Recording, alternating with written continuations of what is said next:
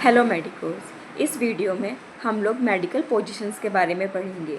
ये video 6 parts में होगी, जिन 6 पार्ट में मैं 12 मेडिकल पोजीशंस पढ़ाऊँगी। तो चलिए स्टार्ट करते हैं। फर्स्ट पोजीशन है supine position. The supine position को डोर्सल रिकम्बिनेंट पोजीशन भी बोलते हैं।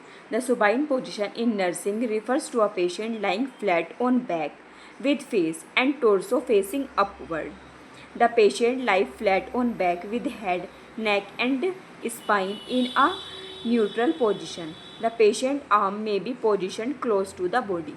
इसका मतलब है जो पेशेंट है वो कमर के बल लेटा हुआ है एंड जो पेशेंट के टोर्सो एरिया है, टोर्सो का एरिया का मतलब होता है थोरेसिक एरिया, जो पेल्विक एरिया होता है वो अपवर्ड है एंड जो पेशेंट का हेड है एंड जो लेग्स हैं, आर्म्स हैं, वो न्यूट्रल पोजीशन में है, यानी कि वो फ्लैट हैं, मुड़े हुए नहीं हैं एंड जो पेशेंट के हैंड्स हैं, आर्म हैं, वो बॉडी के क्लोज्ड हैं। अब इसके यूजेस देख लेते हैं।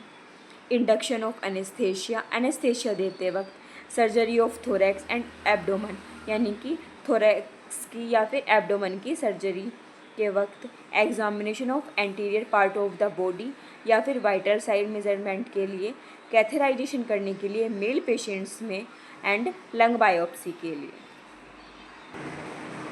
सेकेंड पोजीशन है prone position.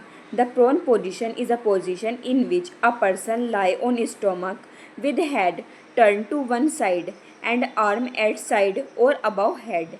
The legs may be straight or slightly bent at the knee, यानी कि जो पेशेंट है वो पेट के बल लेटा हुआ है एंड जो पेशेंट का हेड है वो एक साइड को है, पेशेंट के जो हैंड्स हैं वो हेड के अबव हैं एंड जो पेशेंट के नीज़ हैं वो बेंट हैं या फिर स्ट्रेट भी हो सकती हैं। अब इसके यूजेस देख लेते हैं।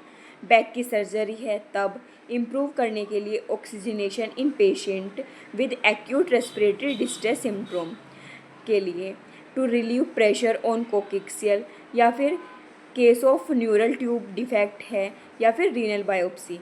एक्यूट रेस्पिरेटरी डिस्ट्रेस सिंड्रोम यानी कि अगर पेशेंट को सांस लेने में दिक्कत होती है। कोक्सियल हमारी पेल्विस की नीचे की बोन होती है।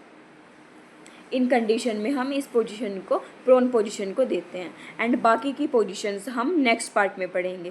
Thank you. Like and subscribe for more.